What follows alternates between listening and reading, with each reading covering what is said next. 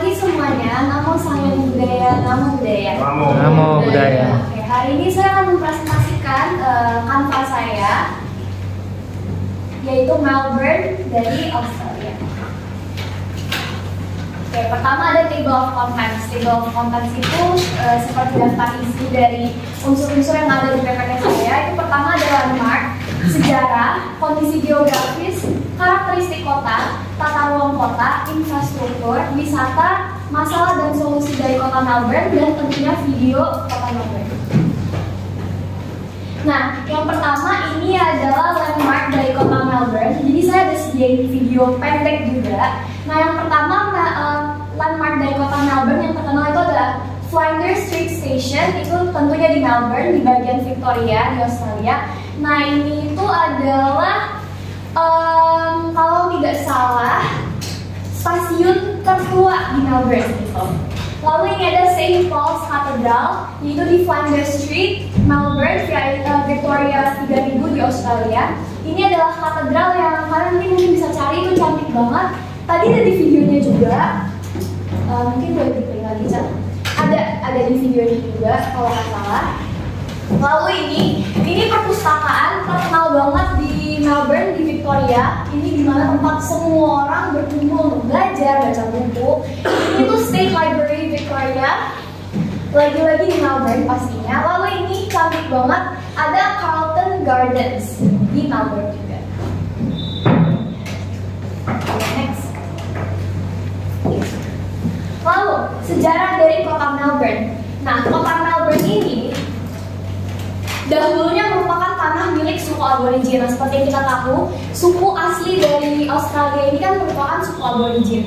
Nah, hingga akhirnya pertama kali dieksplorasi oleh dua orang penjelajah Eropa yang bernama John Bannon dan John Faulkner. Nah, kota ini dinamai Melbourne untuk menghormati Lord Melbourne. Jadi tuh nama kota Melbourne tuh berasal dari si Lord Melbourne ini yang merupakan Perdana Menteri Inggris pada kala itu. Secara resmi, Melbourne sebenarnya baru menjadi kota pada tahun 1842. Nah, setelah itu perkembangannya mulai memuncak sekitar 1850-an. Oke, 3 tahun setelahnya populasinya Melbourne ini bertambah pesat menjadi hingga 80.000 jiwa. Ledakan populasi dan kemajuan ekonomi terjadi selama periode ini hingga menjadikan Melbourne salah satu kota terkaya di dunia pada akhir abad ke-19. Jadi kalian bisa bayangin Melbourne udah mungkin cukup modern pada kala itu dibandingin kota-kota lainnya gitu. Nah, kini Melbourne dikenal sebagai salah satu kota global dengan pengaruh besar dalam seni, budaya, dan bisnis. Nah, ini sering dianggap sebagai salah satu kota terbaik untuk ditinggali di dunia berkat kualitas hidup yang tinggi dari keberagaman budayanya. Ini adalah salah satu landmark juga yang tadi tidak sempat saya masukkan di slide sebelumnya. Ini tempat terkenal banget dan mungkin kalau ada kesempatan ke Melbourne, kalian boleh banget kesini karena saya juga kan di sini. Ini The Shrine of Remembrance yang terletak di Birdwood Cave di Melbourne, Victoria juga. Jadi ini tuh bisa dibilang salah satu landmark sejarah karena di dalam sini, jadi ini kayak taman gede gitu, ada monumen ini. Dalamnya tuh ada kalau nggak salah, kuburan-kuburan dari apa? Hero tuh misalnya kayak dari pahlawan pada perang dunia zaman dahulu kala. Jadi tempat untuk menghormati mereka juga. Nah, selanjutnya kondisi geografis Melbourne. Seperti yang kalian bisa lihat, ini ada beberapa foto yang saya taruh. Itu tuh lebih kayak city-nya Melbourne gitu. Kota Melbourne terletak di sepanjang Teluk Port Phillip dengan pusat kota sekitar 2 km dari garis pantai. Melbourne dikelilingi oleh wilayah dataran rendah dengan beberapa area perbukitan di bagian timur dan utara. Di sebelah barat ada dataran yang lebih luas, sedangkan di sebelah selatan terdapat pantai-pantai yang menghadap ke Teluk Port Phillip. Jadi Melbourne ini sebenarnya ada banyak tempat untuk didatangi ya. Ada pantai, ada juga bukit-bukit gitu. Melbourne juga memiliki iklim subtropis yang moderat, seringkali disebut sebagai iklim 4 musim dalam sehari. Ini terkenal banget untuk mungkin orang-orang Indonesia yang sekarang lagi belajar atau tinggal di Melbourne. Pasti mereka udah tahu banget merasakan pergantian musim dalam satu hari itu bisa berkali-kali. Contoh, paginya panas banget, terus tiba-tiba turun salju. Itu bisa banget. Nah, itu terjadi sama teman saya yang ada di sana. Lalu karena perubahan cuaca yang cepat, musim panasnya hangat dengan suhu rata-rata sekitar 25 derajat Celcius, sementara musim dingin sejuk dengan suhu rata-rata sekitar 14 derajat Celcius. Kota ini juga dilintasi oleh Sungai Yara yang memainkan peran penting dalam sejarah dan perkembangan kota Melbourne. Lalu, apa sih karakteristik kota Melbourne? Pastinya ada dong karakteristiknya. Nah, selain dinobatkan sebagai kota paling layak huni di dunia selama 7 tahun berturut-turut, kota Melbourne juga merupakan pusat perpaduan budaya Australia. Dikenal sebagai pusat seni dan budaya Australia, kota ini memiliki banyak sekali galeri, teater, dan museum, serta dikenal dengan festival seni dan musiknya. Jadi memang di Melbourne itu museumnya banyak banget yang bagus-bagus. Nanti ada juga di tempat wisata, ada saya tahu. Lalu dari segi pendidikan, Melbourne itu juga sangat terkenal dari segi pendidikannya. Banyak universitas terkemuka dan universitas top di dunia, yaitu seperti University of Melbourne dan Monash University. Nah, menjadikannya pusat pendidikan yang sangat penting. Melbourne adalah kota yang dinamis dengan banyak hal untuk ditarakan, baik dalam hal budaya, pendidikan, kebun dan ruang terbuka maupun gaya hidup. Lalu ada tata ruang kota Melbourne. Jadi, kota Melbourne memiliki pembagian wilayah administratif yang melibatkan beberapa lapisan pemerintahan lokal. Jadi terdiri dari beberapa hal berikut. Yang pertama adalah City of Melbourne. City of Melbourne ini mungkin lebih ke senternya. Lalu ada kota sekitar yang disebut sebagai Inner Melbourne. Itu tuh terdiri dari City of Yarra, City of Port Phillip, City of Darwin, City of Moonee Valley. Nah, lalu juga ada kota jauh atau Outer Melbourne. Jadi ini mungkin udah Melbourne bagian ujung-ujungnya yang udah dekat ke kota-kota lain. Nah, itu terdiri dari City of Brisbane, City of Hume, dan City of Wyndham. Kota Melbourne memiliki beberapa zona bisnis utama juga. Nah, itu terdiri dari Central Business District atau CBD yang mungkin di sini juga dikenal sebagai SCBD gitu. Nah, daerah itu meliputi area seperti Collins Street, Bourke Street, dan Elizabeth Street, serta landmark seperti, landmarknya juga di situ itu ada Federation Square, nanti kalian boleh cari, dan Melbourne Central. Lalu yang kedua ada South Bank, ini tuh kayak daerah pusat kegiatan budaya dan bisnis. Lalu ada juga yang terkenal tuh ada Crown Casino di sana. Nah, lalu juga selanjutnya di Melbourne kawasan industri dan perdagangan terletak di beberapa area utama. Nah, sekarang ini tentang area perdagangannya. Yang pertama ada Port Melbourne, yang kedua ada Dandenong, yang ketiga West Melbourne, dan yang terakhir South Melbourne, Campbellfield. Oke, infrastruktur Melbourne. Pertama, ada sistem transportasi Melbourne. Jadi Melbourne ini terkenal transportasinya mudah untuk dicari, gitu. Nggak susah untuk naik transportasi di Melbourne. Yang pertama ada kereta api, tram, dan bus. Nah, tram ini yang saya tunjukkan di sini. Ini menjadi salah satu transportasi utama masyarakat Melbourne.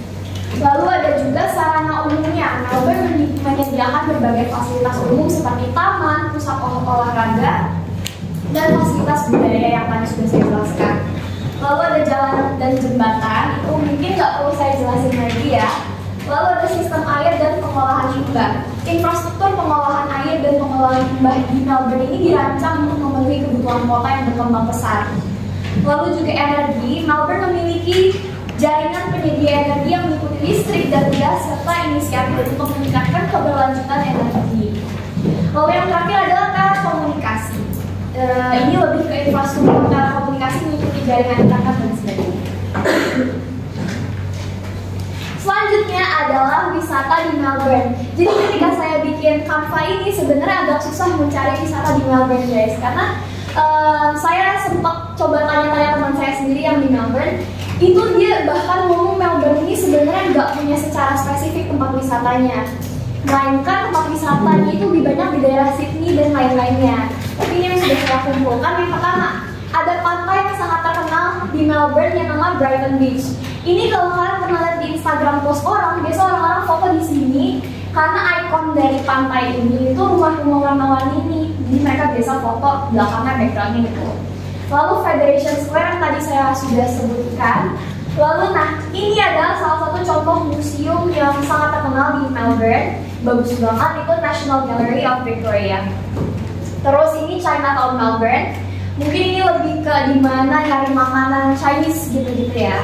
Lalu ini itu katanya tuh wajib lah kalau Melbourne, namanya Queen Victoria Market. Ini tuh lebih ke mungkin kalau di Thailand kayak Chatuchak Marketnya Melbourne gitu.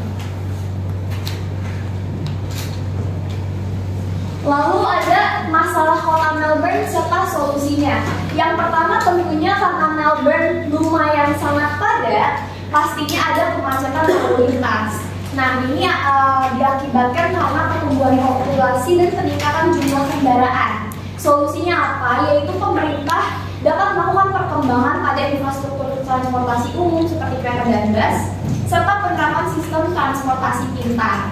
Nah, lalu juga bisa ditingkatkan jalur sepeda dan pejalan kaki. Yang kedua adalah krisis perumahan. Nah, di Australia ini terkenal karena perumahannya sangat mahal harganya. Gitu.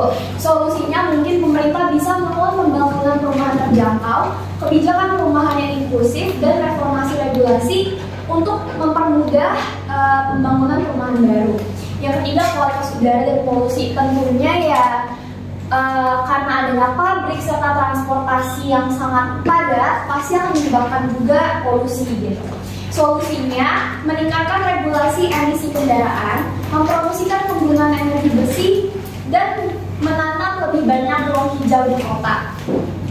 Yang keempat, perubahan iklim. Ini sebenarnya sangat natural ya, karena kita nggak bisa kontrol. Tapi mungkin yang bisa dilakukan adalah implementasi kebijakan mitigasi perubahan iklim, seperti pengurangan emisi karbon dan peningkatan efisiensi energi, serta perencanaan kota yang lebih tahan terhadap cuaca ekstrim.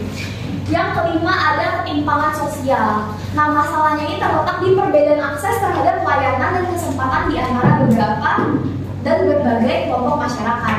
Solusinya program sosial yang mendukung kelompok rentan, peningkatan akses terhadap layanan kesehatan dan pendidikan, serta kebijakan yang mengurangi ketimpangan ekonomi. Nah, ketimpangan sosial ini saya udah cari tahu. Jadi saya nggak tahu ini masih berlaku apa enggak, harusnya masih berlaku. Tapi pemerintah di Melbourne itu memang ada kasih seperti semacam biaya per bulan kepada masyarakat yang homeless di sana. Jadi mereka tuh nggak sepenuhnya homeless, mereka ada pemasukannya juga dari pemerintah. Tergantung gimana cara mereka kelola uang yang dikasih.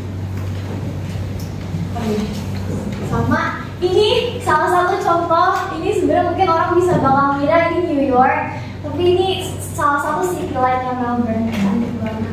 Yang terakhir ada video dari kota Melbourne. Soalnya nggak ada. Oh, ada suara Pak? Diperbesar dari laptop coba. Oh, pulang ya.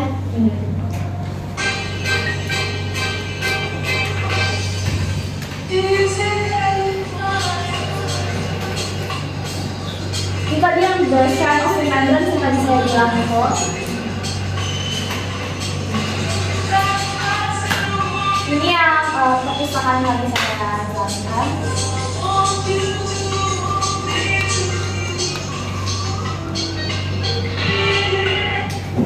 Ya, kurang lebih seperti itu. Videonya memang sangat singkat tapi cukup menunjukkan bagaimana tampakan kira-kira kota Melbourne seperti apa gitu.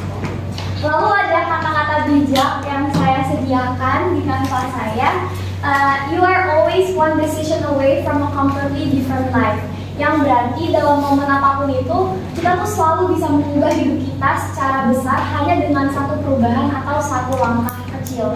Jadi ini saya temukan quote ini itu ketika saya sedang mencari-cari, saya temukan quote ini itu dari Maudy Ayunda. Tapi sebenarnya yang memutuskan quote ini tuh bukan Maudy Ayunda sendiri. Ini memang kebetulan Maudy Ayunda pun menyukai quote ini dan menurut saya ini adalah quote yang bagus. Sekian dari presentasi saya. Terima kasih semuanya sudah mendengarkan. Namo Sanghyang Budaya, Namo Budaya. Namo Budaya.